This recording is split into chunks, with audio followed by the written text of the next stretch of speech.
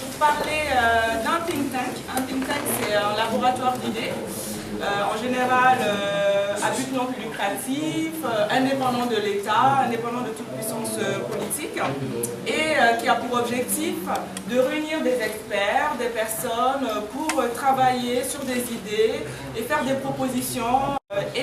Dans le cas qui nous réunit aujourd'hui, il s'agit du CERM, donc il y a le Centre d'études et de réflexion pour le Mali, qui est donc un think tank qui a un statut d'association et qui est présidé par Ousmane Sy. Et nous avons la chance ici aujourd'hui d'avoir avec nous M. Moussa Mara, qui est secrétaire aux relations internationales de ce think tank. Merci pour le déplacement et pour parler effectivement, comme Awa l'a dit, de quelque chose qui est assez nouveau dans le paysage public de notre pays. C'est-à-dire un centre de réflexion, comme les anglo-saxons l'appellent un think tank ou un think tank, c'est-à-dire une structure qui a pour vocation principale de réfléchir, de proposer de manière tout à fait indépendante et libre, et de proposer à tous les décideurs, qu'ils soient aux affaires, qu'ils ne soient pas aux affaires, des réflexions pour répondre un peu au sujet de préoccupation nationale. Et l'objectif de notre rencontre, c'est de vous en parler et de voir dans la mesure du possible ceux ou celles d'entre vous qui seraient intéressés par participer aux activités de cette structure. Comment y participer, puisque la structure est à Bamako, vous êtes à 5000 km de Bamako. Mais bon, avec les technologies, aujourd'hui, la distance n'a plus beaucoup de sens. Et comment faire en sorte que cette structure puisse connaître l'évolution que nous souhaitons en termes de production intellectuelle pour notre pays. Je vais d'abord commencer par dissiper un certain nombre de malentendus. Je suis persuadé que certains d'entre vous vous posez ces questions. Après, je vous parle de comment l'idée est venue pour créer cette structure. Après, le processus de création, ses objectifs. Et enfin, ce que la structure a réalisé déjà depuis sa création jusqu'à aujourd'hui. Donc, en une trentaine de minutes, je vais vraiment vous parler du CERM, le Centre d'études et de réflexion au Mali. Et après, on ouvrira les discussions, vous pourrez poser toutes les questions que vous souhaiterez poser. Et j'essaierai d'y apporter les éclaircissements qu'il faut. D'abord, les malentendus à dissiper. Nous avons fait face, justement, au moment où on a créé le think tank, on a fait face un peu à ces malentendus au Mali. Moi, je suis un homme politique. Et nous, généralement, les hommes politiques, quand on porte une initiative, tout le monde voit de la politique derrière l'initiative. Tout le monde, sans exception. Et ce think tank-là, le CERM, a beaucoup souffert de cela au début. Mais maintenant, c'est assez dissipé. Donc ici, nous ne sommes pas là pour parler de mon parti politique. Nous ne sommes pas là pour parler de moi-même en tant qu'homme politique. Nous sommes là pour parler exclusivement du Centre d'études et de réflexion au Mali, qui est ouvert à tout le monde, qu'on soit politique ou non politique, qu'on soit de la majorité ou de l'opposition, qu'on soit de tel parti ou de tel parti, c'est ouvert. Ici, ce n'est pas un espace politique, c'est un espace intellectuel. Contribuer, essayer de trouver des solutions aux problèmes de notre pays. Donc ça, c'est un malentendu important dont a beaucoup souffert le CERM au début et dont il continue de souffrir parce que certaines personnalités qui l'animent, eu égard à leur parcours et à leur situation politique, impactent sur le CERM. Vous entendrez, le CERM, c'est un moyen pour ceux qui l'ont créé de capter des militants. C'est un moyen pour ceux qui l'ont créé de trouver des échos ou des interlocuteurs ou une envergure qu'ils n'ont pas en tant que leader politique. Il y a beaucoup de choses qui sont dites. Donc, ce n'est pas politique. Ça n'a rien de politique. Moi, je suis président d'un parti politique qui a aussi cette structure de réflexion, qui n'a pas attendu la création du CERM pour proposer des idées. Et tous les jours, il continue à proposer des idées. Ça n'a strictement rien à voir. Donc, je voulais vraiment éclaircir cette situation pour que chacun et chacune d'entre vous vous mettez à l'aise et qu'on n'arpente que la piste intellectuelle, uniquement, sans positionnement politique. Maintenant, pourquoi créer une structure qui a pour vocation de produire des idées pour notre pays? Nous sommes principalement deux initiateurs du CERF. Ousmane Sy, le président, et moi-même. L'idée de la création du CERF est partie d'une discussion que nous avons eue tous les deux. À la sortie du gouvernement. Nous sommes tous les deux sortis du gouvernement en même temps. Moi en tant que Premier ministre, lui en tant que ministre de la décentralisation. Et lors de nos discussions, on s'est rendu compte, et ça on le constate quand on est aux affaires, que la capacité de production et de proposition d'idées de notre pays est proche de zéro. C'est-à-dire, si vous regardez les télés, quand on parle de la crise malienne, ou quand on parle des problèmes maliens, et quand on invite des experts, vous vous rendez compte que dans 9 cas sur 10, ce ne sont pas des Maliens. C'est-à-dire vous avez d'autres qui parlent du Mali mieux que les Maliens. Et ça, ce n'est pas sorcier, c'est parce que les Maliens ne sont pas connus comme étant des personnes qui produisent, qui se font connaître au-delà du Mali, qui se font connaître au Mali par leur capacité intellectuelle sur les problèmes du Mali. Il n'y en a pas beaucoup. Donc, ça c'est un premier constat, c'est que notre production intellectuelle, de manière générale dans notre pays, sur les sujets de préoccupation, elle n'est pas fournie. Ça concerne les leaders politiques, ça concerne les intellectuels, ça concerne les universitaires. On est un pays où on a perdu l'habitude de produire, de publier, de faire des articles, de faire des livres, de débattre, d'échanger, tout ce qui participe du foisonnement d'idées indispensables à faire avancer un pays, par les idées et par les propositions d'idées. Ça, c'est un élément, c'est un constat que nous avons fait. Le second constat, c'est que les centres de production intellectuelle par excellence de notre pays, c'est-à-dire les universités, sont assez éloignés de leurs préoccupations, ce qui devrait être leurs préoccupations immédiates, c'est-à-dire produire. Que les gens fassent des thèses, que les thèses soient publiées, que les gens fassent des articles, que les maîtres assistants, les maîtres de conférences, les professeurs titulaires, qu'ils avancent en grade sur la base de leur contribution intellectuelle, bref, que l'université soit un centre de production intellectuelle, comme c'est le cas dans tous les pays normalement constitués. Donc là aussi, on a fait le constat que la production intellectuelle brute, initiale, elle n'est pas forcément là.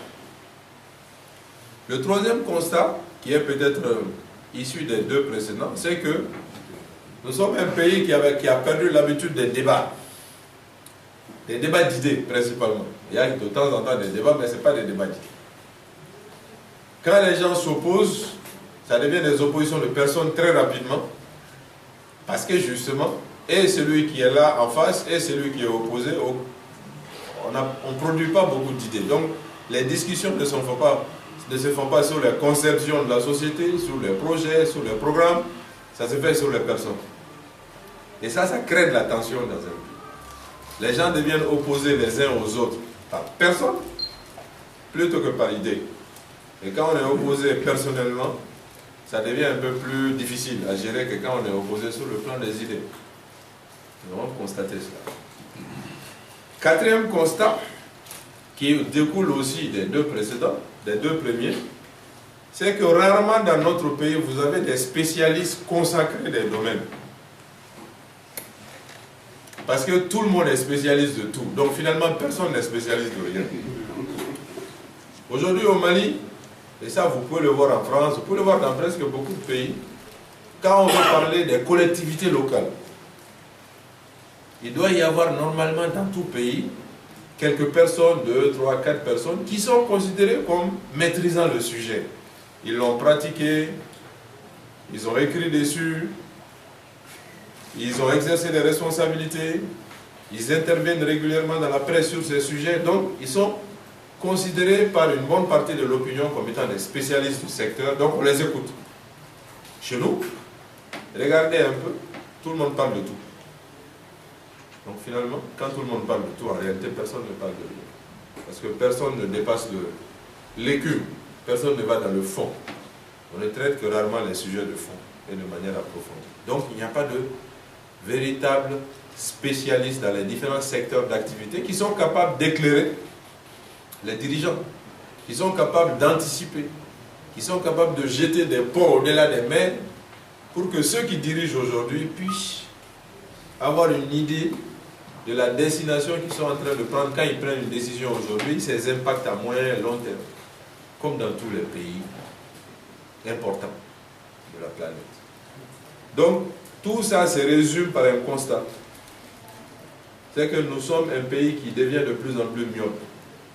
Tous ensemble. Les dirigeants, les leaders intellectuels, les leaders de la presse, la société civile, les autres organisations. On devient une société du quotidien, qui ne pense pas l'avenir, qui n'anticipe pas, qui n'éclaire pas, et qui ne trace pas, qui ne sait pas bien tracer sa route. Et quand on devient société myope, ce sont les autres qui nous donnent des lunettes. Donc on regarde à travers les lunettes des autres. Ce sont les autres qui nous éclairent, ce sont les autres qui nous montrent la voie et finalement ce sont les autres qui nous dirigent. Si on ne fait pas attention. Et on fait ce constat, on a dit bon, qu'est-ce qu'on fait? On a déjà nos partis politiques. Ousmane Si, lui, il est de l'ADEMA, moi je suis de l'ELEMA, d'autres personnes sont d'autres partis. On a dit il faut qu'on puisse créer un cadre, qui est un cadre non partisan, non politique, où tous ceux qui ont des choses à dire, à penser, à réfléchir, nonobstant leur position politique, ils pourront venir le faire. De manière tout à fait transparente, indépendante, ouverte.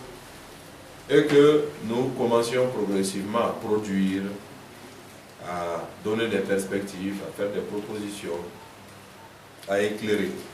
Quitte à ce que ceux qui dirigent prennent nos idées ou ne les prennent pas. Le principe du think tank, c'est ça. Donc très rapidement, on a convenu que tiens, il faut créer une structure. Il faut créer un think tank, une structure de réflexion. Il faut lui donner des objectifs très précis. Et il faut essayer de commencer à la vulgariser. Ça, c'était en février de cette année, février 2015. Donc très rapidement, il y a plusieurs autres personnes que nous avons contactées qui se sont montrées intéressées. Et on a une dizaine de personnes à lancer.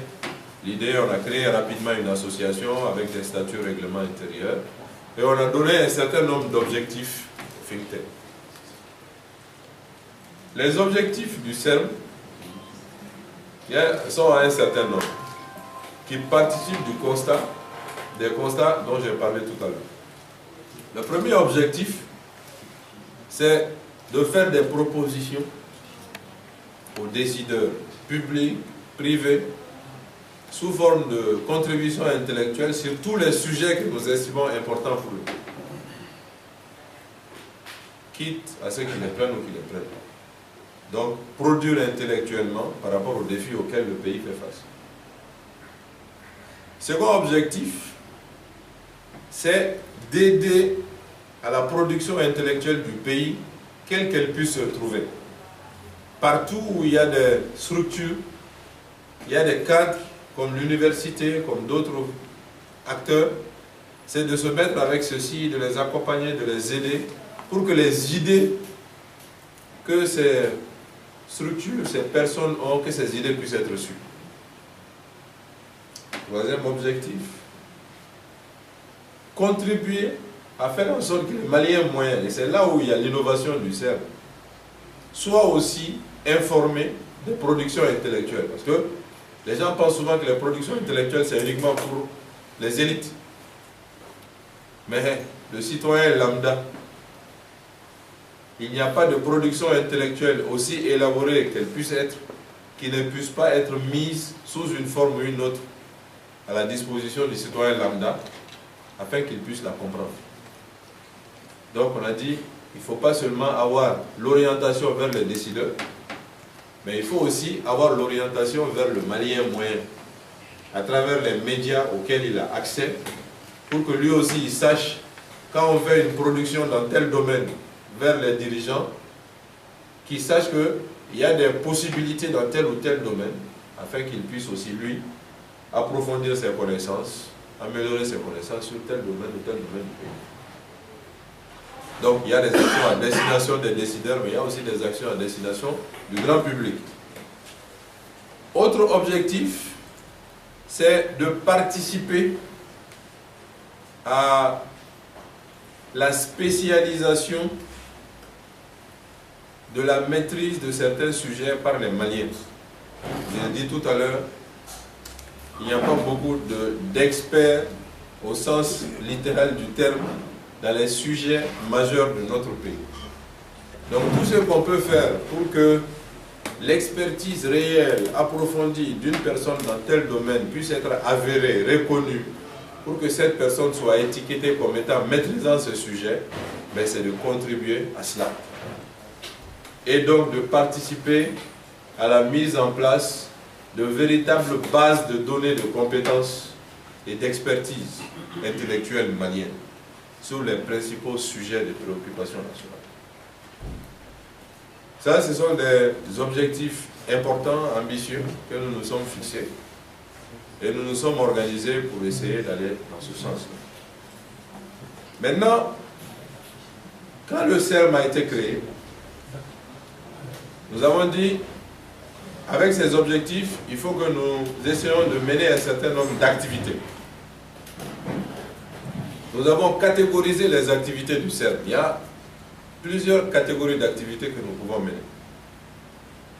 La première catégorie d'activités qui nous semble être la plus importante, la plus lourde, c'est de produire des études approfondies sur des sujets majeurs pour l'avenir de notre pays.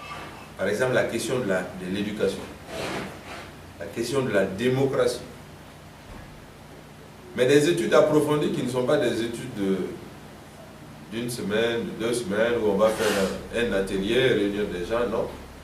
C'est de constituer de véritables équipes de spécialistes qui vont travailler pendant plusieurs mois sur ces domaines et qui vont essayer de faire des études approfondies et des propositions précises, pertinentes sur tout ce qu'il faut faire pour améliorer ces secteurs-là à court, à moyen et à long terme. Là, on a identifié 4-5 sujets majeurs.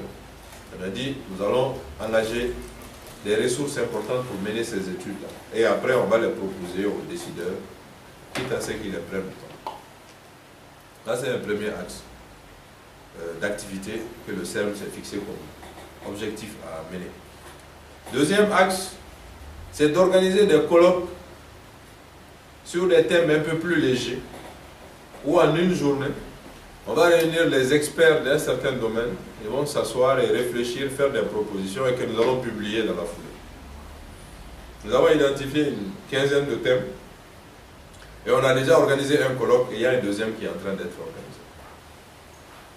Donc l'avantage des colloques, c'est que ça permet de donner une visibilité un peu plus importante au centre et ça permet aussi de produire un certain nombre d'idées, même si ce n'est pas des idées très profondes, mais qui peuvent donner des pistes utiles aux décideurs. Le premier colloque, par exemple, c'était le rôle des collectivités locales dans la mise en œuvre de l'accord de paix et des réconciliations issues du processus d'Alger. Donc ce colloque a eu lieu le 2 mai et nous avons produit les actes et publié les actes du colloque avant la fin du mois de mai à tous les décideurs et nous sommes en train de nous organiser pour mettre en œuvre un certain nombre d'activités grand public afin que les résultats de ce colloque soient partagés avec les Maliens. Donc là aussi, ce sont des activités qui sont en cours et que nous comptons mener à bien. Troisième niveau d'activité, ce sont des publications ponctuelles sur le site du centre à destination du grand public sur des sujets jugés pertinents par un comité scientifique. Et là, c'est du tout venant.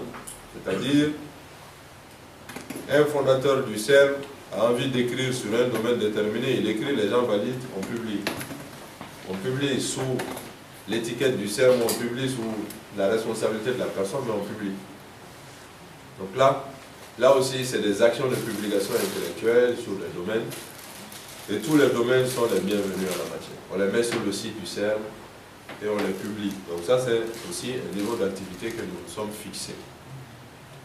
Quatrième niveau d'activité, maintenant, ce sont des activités qu'on mène en partenariat. Nous avons décidé de cibler un certain nombre de partenaires quasi naturels pour le CERM. Par exemple, toutes les universités, que ce soit les facs de médecine, facs de droit, facs d'économie, nous avons saisi toutes les universités pour leur proposer des partenariats afin que nous menions ensemble des activités. Ça peut être organiser des colloques, des conférences, publier des thèses, prendre des ressources humaines de l'université pour les mettre sur nos études, toute forme de collaboration. Nous avons déjà eu une discussion avec une des universités, c'est l'Université des sciences humaines et politiques.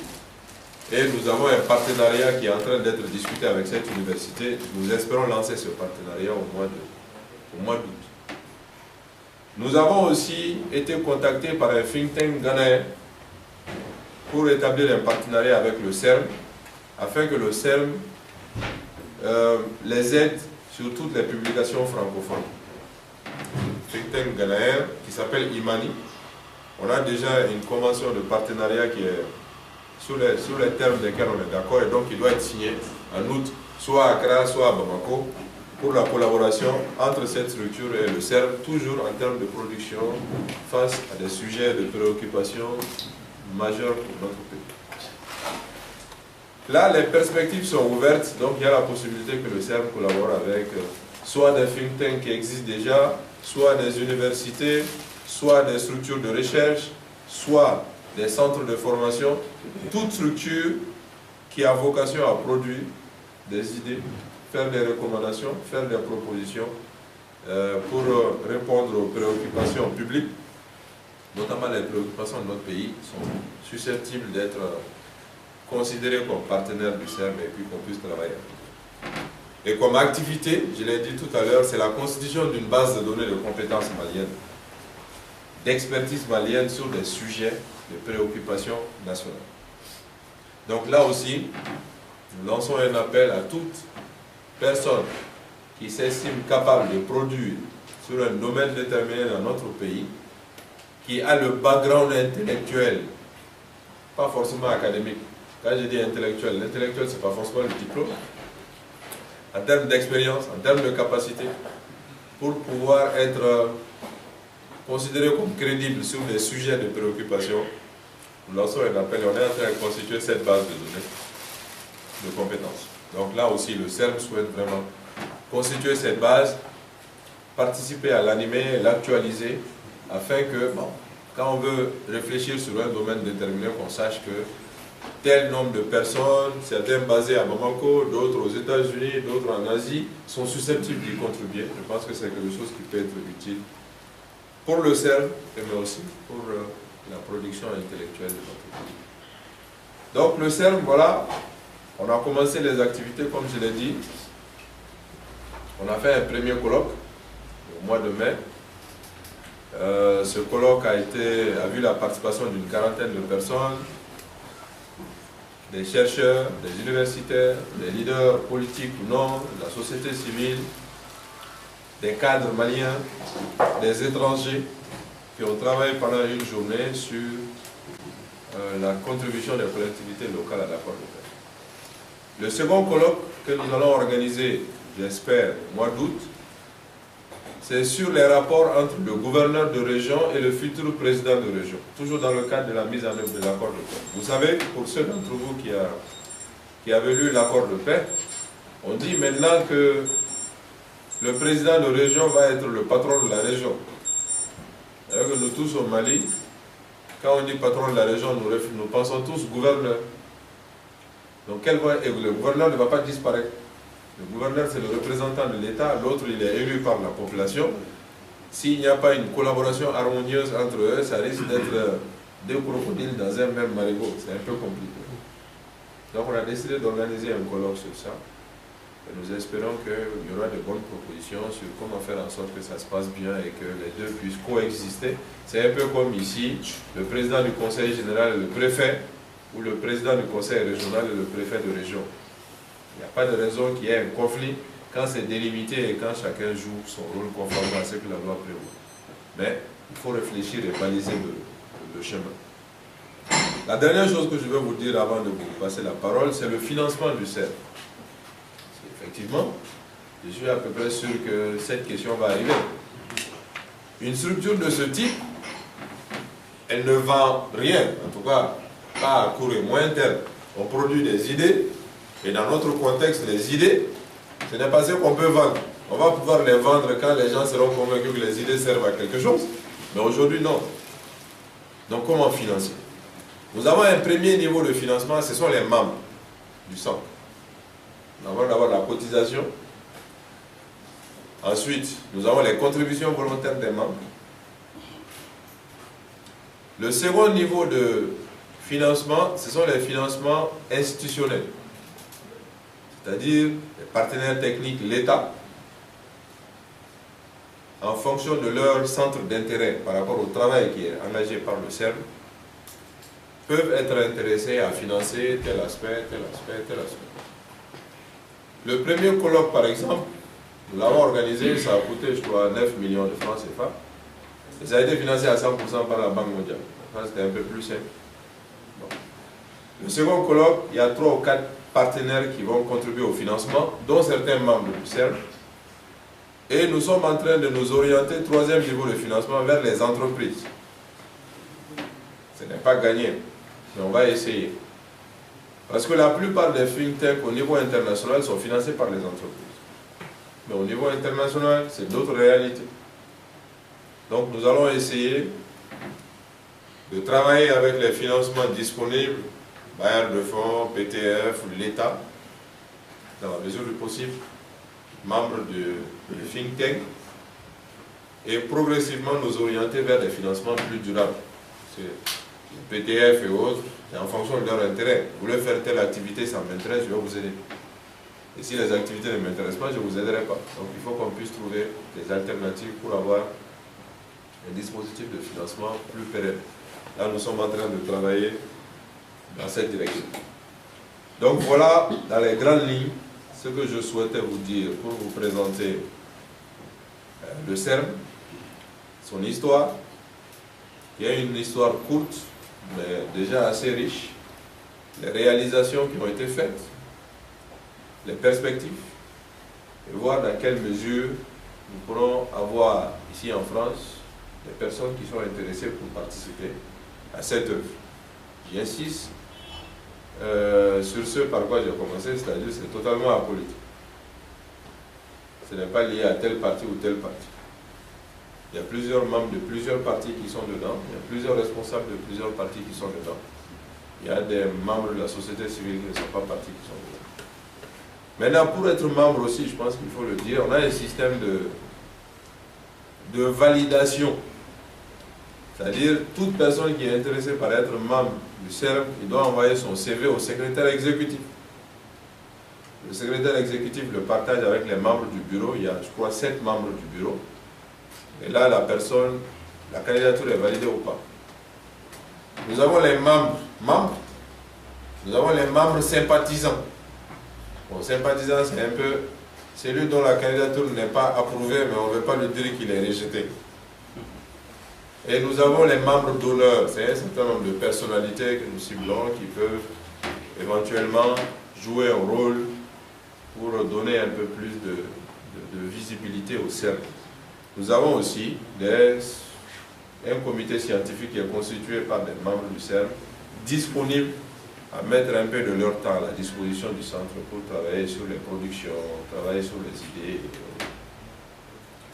Voilà, donc je pense avoir dit l'essentiel, mais dans les questions, je pense que nous aurons l'occasion de revenir sur les sujets et les préoccupations des uns et des autres. Merci encore une fois pour votre présence. Merci.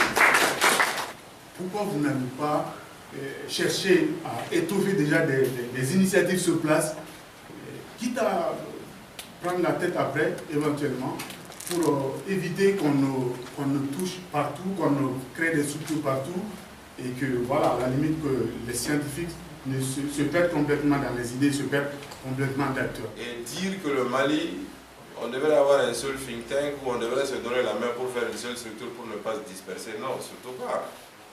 Un pays comme le Mali, les sujets de préoccupation nationale sont tellement variés et divers qu'il y a de la place pour des dizaines de centres de réflexion. Je ne parle pas d'un, hein, je dis des dizaines de centres de réflexion.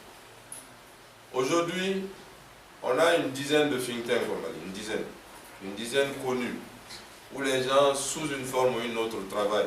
Je pense que chacun a sa place et il faut que chacun soit accompagné dans la mesure du possible par ceux qui ont intérêt à les accompagner afin qu'ils puissent produire. Et il n'y en a pas deux de similaires.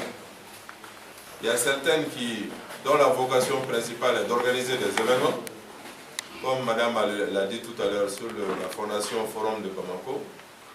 Il y en a d'autres qui sont orientés sur la gouvernance, uniquement la gouvernance. Il y en a d'autres, c'est plutôt un cadre intellectuel universitaire. Il y a d'autres qui sont orientés sur d'autres domaines, par exemple le domaine du développement rural. Donc il n'y a pas forcément de concurrence. Moi je ne pense pas que c'est de la concurrence. Au contraire, on s'alimente les uns et les autres, on s'accompagne. Et chacun doit savoir faire preuve de dynamisme pour que les choses puissent aller de l'avant. C'est vrai, il y a de la matière grise ici en France. Beaucoup de matière grise. Ici, vous savez, c'est souhaitable qu'il y ait un petit pont entre votre organisation et la politique ici sur place. Le parti politique, on peut avoir un cadre de collaboration. Mais nous ne voulons pas nous fermer, quoi. Majorité, opposition, ce n'est vraiment pas notre souci. Notre souci, c'est la production. Donc, si on met en place un cadre avec la majorité, automatiquement, on va mettre en place un cadre avec l'opposition. Au regard, moi, je suis allé vers les opposants. Parce que j'ai rencontré des ministres du gouvernement qui sont de la majorité, pour qu'ils viennent au Coran. J'ai dit, mais certains opposants sont aussi des intellectuels. Donc, je suis allé les voir, pas en tant qu'opposant, mais en tant qu'intellectuel. Pour lui, ce n'est pas fermé à qui que ce soit. Venez, vous êtes invités. Mais, si on doit avoir une relation avec la majorité, même à Paris ici, il faut qu'on ait une relation avec l'opposition aussi. Parce que c'est vraiment une structure qui n'est pas politique. Et moi, je crains qu'en mettant en place un passerelle avec la majorité, bon, ils n'ont pas besoin que tu fasses quelque chose pour t'attaquer. Donc, si tu fais quelque chose, ça va être encore plus grave. Donc, il faut qu'on trouve le moyen d'ouvrir le centre à vous tous les leaders politiques qui ont des idées à contribuer. Le centre est ouvert à ça. Il y a quelque chose que je n'ai pas dit. Dans le site du centre, il est prévu une fenêtre pour recueillir les suggestions. Donc toute personne qui a une idée, par exemple, quelqu'un a parlé d'un éboueur, il faut qu'on aille chercher les vieux éboueurs pour amener l'assainissement à Bamako. J'ai entendu ça. Les jeunes d'expérience. Voilà, exactement. Ça, c'est des choses. En allant sur le site du CERM, on peut lancer cette idée-là. Et on a le secrétaire exécutif qui recense. Peut-être certaines idées nécessiteront des études, d'autres idées pourront être publiées tout de suite. Le Mali a beaucoup de compétences. Mais on manque de cadres. Et peut-être que ces compétences aussi, qu'est-ce que je vais dire, est-ce qu'on peut s'écouter, s'il vous plaît? ne s'impliquent pas forcément sur des sujets de préoccupation qu'ils maîtrisent pour en assurer une publication satisfaisante. Sinon, on a des compétences. On a des compétences à l'intérieur du pays déjà. Et on a des compétences à l'extérieur du pays.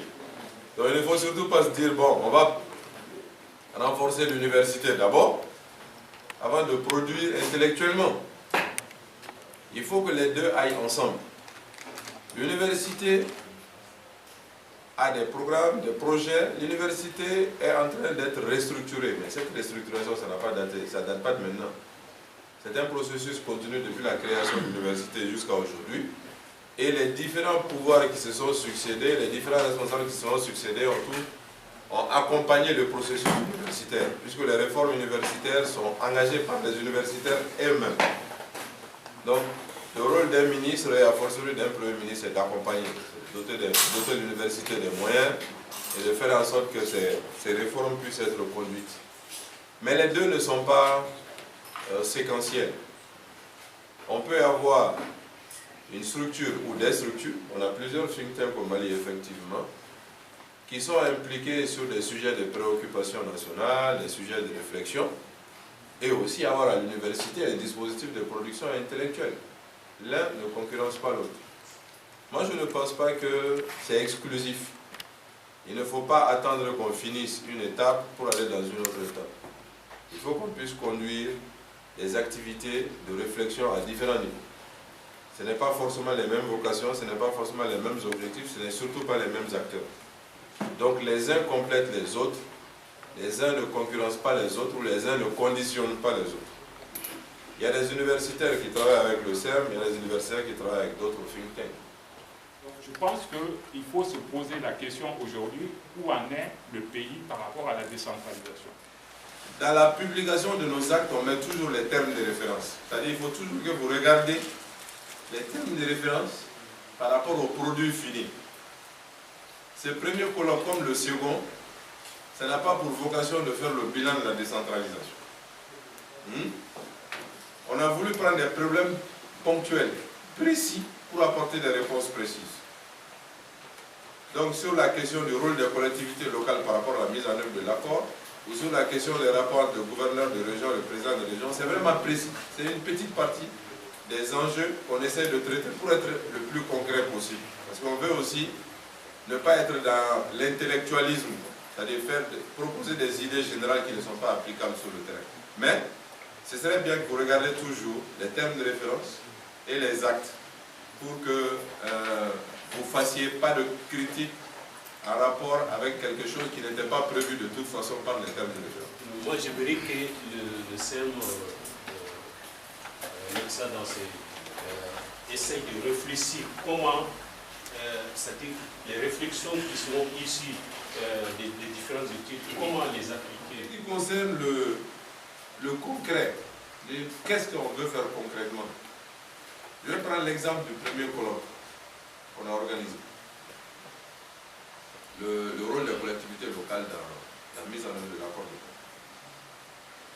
Nous avons élaboré les termes de référence nous-mêmes. Nous avons conçu un dossier et nous sommes allés à la recherche de financement comme vous le faites, comme beaucoup de gens. Et nous avons eu le financement et nous avons mis en œuvre l'activité. C'est exactement ce que nous comptons faire. Nous avons déjà les termes de référence et des études approfondies et des colloques mensuels qu'on veut organiser. C'est-à-dire qu'on a déjà 5 termes de référence d'études approfondies. Si je prends par exemple l'éducation, les études approfondies, on va recruter une équipe d'une dizaine de personnes.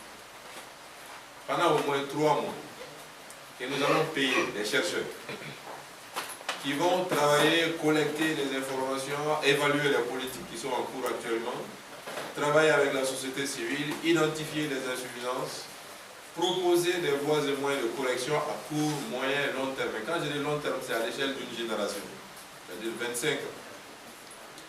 Et leurs études vont faire l'objet de 3 niveaux de validation.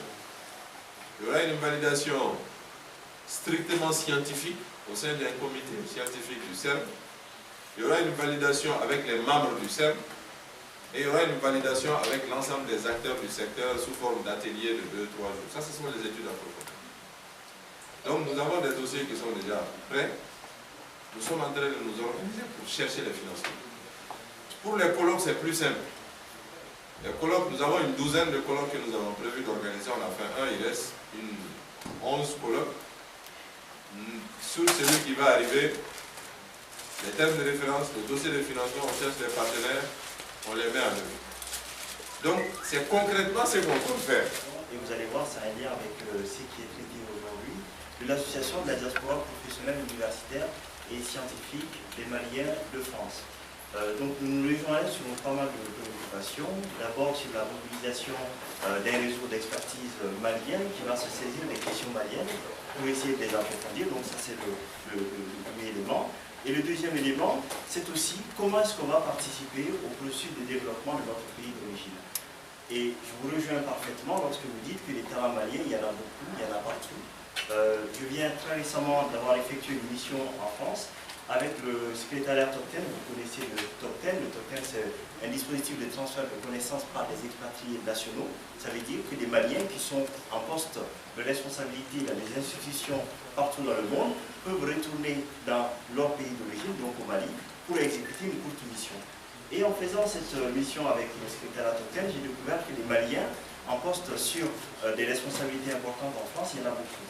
Il y en a beaucoup, mais on ne sait pas toujours comment les mobiliser. Comment les mobiliser pour qu'ils retournent dans leur pays sur des questions pertinentes que vous avez soulignées ici. Alors, vous avez cité un plan d'action qui est pertinent, qui est théoriquement très fiable, mais concrètement, comment est-ce que vous allez procéder? C'est la question que j'avais envie de vous poser. Lorsque vous dites qu'il faut réfléchir sur des thématiques qui nous intéressent, comme l'éducation, comme la formation, comme l'insertion professionnelle, comme la migration, c'est le dernier témoignage que vous avez soumis ici, comment on fait concrètement? Maintenant, il est prévu dans les statuts du CERN la création de cellules à l'intérieur du Mali et à l'extérieur du Mali. Donc la collaboration avec les personnes à l'extérieur du Mali peut se faire soit directement, c'est-à-dire que vous soyez membre directement du CERN et qu'à travers Internet et autres les échanges, soit si vous atteignez un certain nombre, c'est pour créer une cellule du CERN ici. Les deux ne sont pas contradictoires avec nos textes. Nous allons apprécier en fonction du nombre de personnes intéressées à travailler activement à l'intérieur du centre et voir ce qui peut être proposé. Les cotisations, c'est 100 000 francs CFA par an. C'est ce qui a été fixé et c'est ce que nous sommes en train de mettre en œuvre. Maintenant, il y a une question importante sur, je ne sais pas si c'est pas toujours, sur l'application des recommandations. C'est-à-dire, on a dit le centre, je crois que c'est la première question qui a été posée, mais je la réponds en dernier parce qu'elle me semble être très importante. Le centre est une structure de proposition. Nous allons proposer des choses aux décideurs, aux uns et aux autres, mais rien ne nous garantit qu'ils vont les appliquer. La plupart des think tanks ne se préoccupent pas trop de l'application de leurs recommandations. Mais dans notre cas, quand on a lancé, on a eu des discussions, on a dit, mais comment on peut s'impliquer davantage pour que nos propositions puissent être appliquées? C'est là où le politicien peut être intéressant. Donc, vous avez vu, ceux qui n'aiment pas les politiciens à l'intérieur du CERN, le politicien peut être utile, parce que lui, au moins, il est en train de chercher le pouvoir. Certains sont même dans le pouvoir. Peut-être qu'à travers ce réseau, il y a une partie des recommandations qui pourront être appliquées. Ça, c'est une piste. La deuxième piste, c'est le lobbying.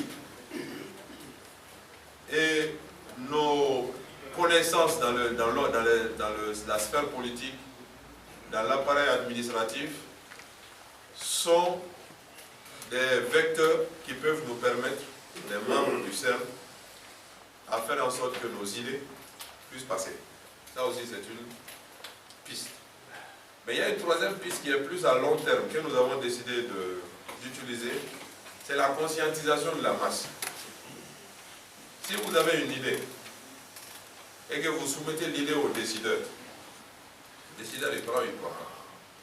Mais si vous partagez l'idée avec la masse, elle est susceptible de faire évoluer le décideur beaucoup plus rapidement que vous.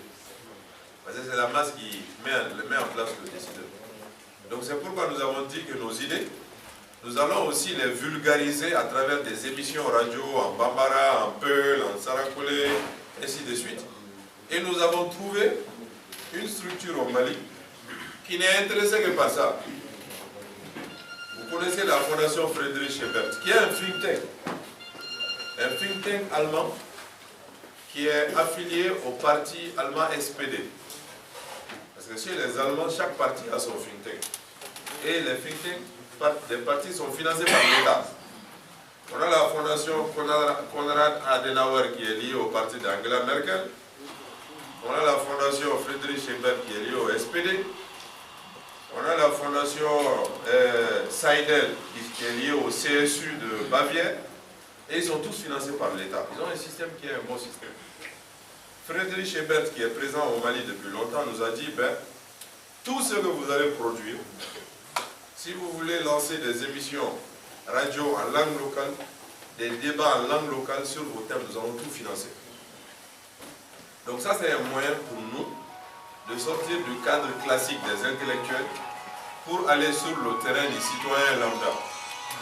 Nous, on a fait un colloque sur comment impliquer les collectivités locales dans la mise en œuvre de l'accord de paix. Nous avons sorti des actes, on a fait un gros bouquin qu'on a envoyé à toute la République, on a envoyé à tout le gouvernement, la présidence, les institutions, la société civile, les jeunes, les femmes, tout le monde. Mais le Malien lambda, il n'est au courant de rien. Donc on va organiser un certain nombre d'émissions radio où ceux qui ont animé le thème lors du colloque, vont venir en Bambara expliquer quel doit être le rôle du maire, quel doit être le rôle du conseiller municipal dans la mise en œuvre de l'accord de paix. Quand on va travailler sur les rapports entre le gouverneur et le président de région, ou si on travaille sur l'immigration et ainsi de suite, on ne va pas seulement rester en haut, avec les hauts d'en haut là. On va être dans les émissions radio. Il est prévu aussi des tournées à l'intérieur dans les régions pour aller parler avec les gens et partager avec eux les fruits de la réflexion. Donc c'est un moyen d'informer, de sensibiliser la base pour que la base, elle, puisse agir sur le sommet afin que le sommet prenne en compte les fruits des réflexions du think tank. En tant que Malien de la diaspora, on s'angoisse, on est inquiet et on a envie d'espérer. Moi, je voudrais que vous nous dites ici s'il y a des raisons qui peuvent faire qu'un Malien peut espérer aujourd'hui. Et qu'est-ce qu'il faut faire? On a envie, mais on ne sait pas sur quoi. En tout cas, moi, je ne sais pas sur quoi. Mais moi, j'ai envie de répondre simplement le nom Mali, quoi. C'est-à-dire le nom même de notre pays est synonyme d'espoir. Vous voyez, ce pays-là, il a tenu là où d'autres exploseraient. Ça, ce n'est pas pour rien. Ce qui s'est passé au nord de notre pays, il ne s'est pas passé le tiers en Centrafrique. Mais vous avez vu ce qui est arrivé en Centrafrique? Et ça, il a tenu pourquoi? Parce que c'est un vieux pays. Un pays de civilisation. Un pays où il n'y a pas de problème de communauté. Ce sont les gens qui prétextent. Il n'y a pas de problème de tamashek, les sorailles, les peuls. Il n'y a pas de problème de communauté humaine. Et c'est cette intégration sociale, cette restructuration du tissu social qui font que le Mali aura toujours un avenir. Cela ne veut pas dire qu'on doit s'asseoir et regarder. Ça veut dire qu'on doit s'y mettre. Mais je vous assure, nous sommes dans les difficultés, mais nous aurons toujours un avenir. Nous avons besoin de leadership éclairé, nous avons besoin de société civile, nous avons besoin de jeunes intellectuels, nous avons besoin de tout le monde. Mais il y a matière à espérer, il ne faut pas désespérer. Il est prévu, pour terminer, que la présence des hommes politiques au CERM diminue progressivement pour disparaître. Parce que nous, on a d'autres préoccupations. Si on a dû occuper ces responsabilités, c'était compte tenu des enjeux aujourd'hui. Il faut ouvrir des portes, il faut lancer, il faut utiliser le carnet d'adresses, il faut utiliser les moyens pour lancer. Et quand il y a une masse critique de membres scientifiques, intellectuels, qui soient capables de prendre le relais, c'est vraiment avec plaisir que nous passerons le relais. Donc, encore une fois, vraiment on vous remercie. Les questions ont été très intéressantes. On a pris les contacts des uns et des autres.